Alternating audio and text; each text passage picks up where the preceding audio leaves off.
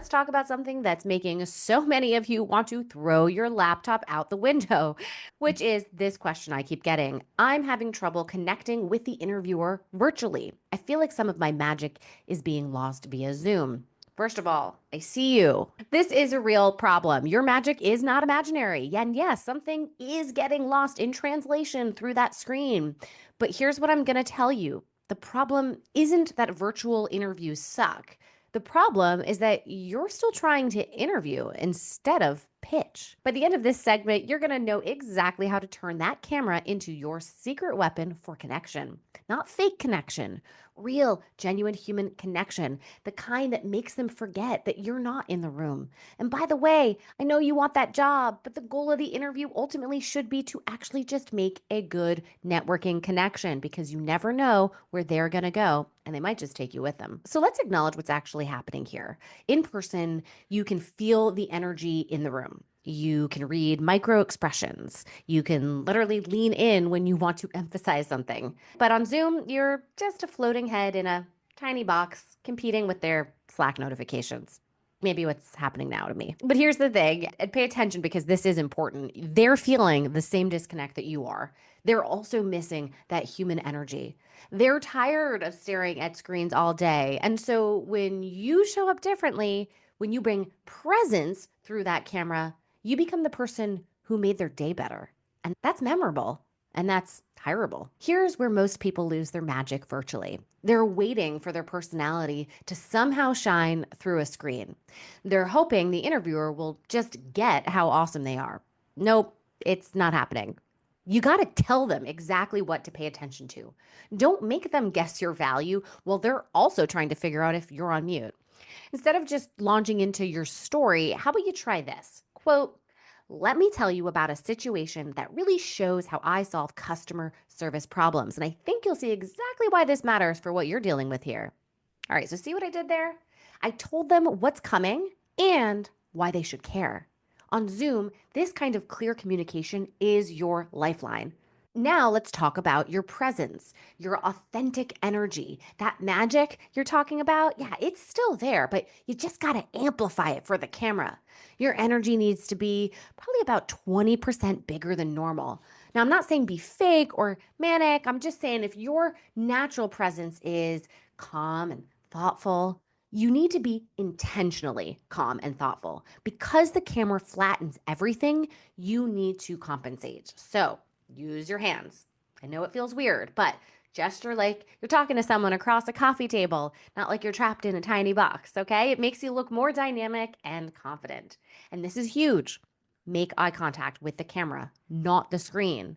I know that's unnatural, which means you got to practice this. Fortunately, we're on camera all the time with people now, so you got a lot of room to practice. If you need help with this, make a post-it note with a little arrow pointing to the camera. It looks to them like you are looking down at them or off to the side, whereas when you look at the camera on your computer, you're looking directly into their eyes. The camera is the eyes. Now, here's where most people really lose their magic. They forget they're talking to a human being. They start performing for the technology instead of connecting through it. Try this. Before every answer, take a micro pause and remind yourself, I'm talking to Sarah or whoever the interviewer is. Not to the camera, not to the screen, but to Sarah, who has real business problems that you can solve. Use their name more than you might in person. For example, Sarah, that's exactly why I'm excited about this role. Or Sarah, I'm curious how your team typically handles that challenge.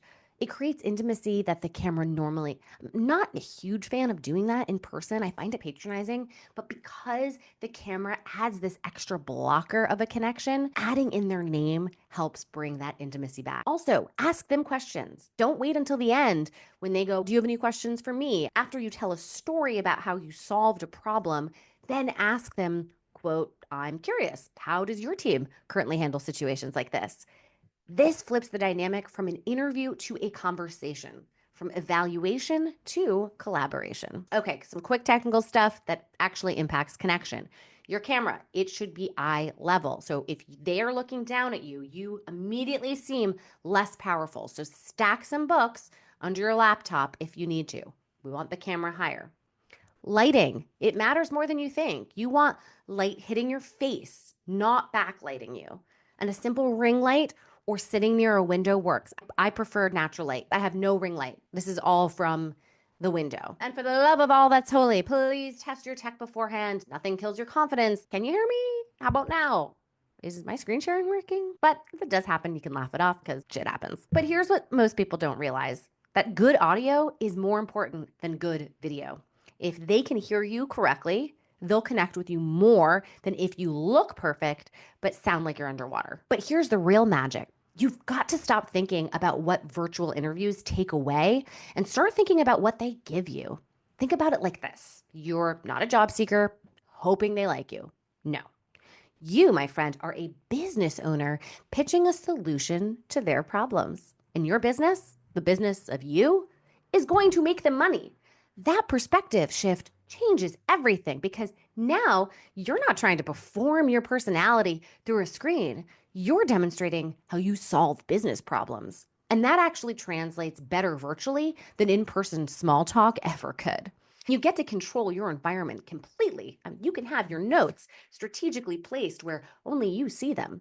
You can wear your power blazer, but with comfy pants. You can sit in a space that makes you feel most confident. And most importantly, you can be more intentional with every single word because you're not managing all the in-person variables. They're not going to remember everything that you said or even most of it, but they will remember how you made them feel. So when you show up with owned energy, not performing confidence, but actually embodying it, they will feel that through the screen. When you ask thoughtful questions about their real challenges, they're going to feel heard. And when you tell a specific story about solving a similar problem, they'll feel hopeful. Virtual interviews are not worse than in person, they're different. And different can be your advantage if you know how to use it. Your magic isn't lost, it just needs to be translated. And now you know how to do that translation. So stop hoping your personality will shine through and start strategically demonstrating your value.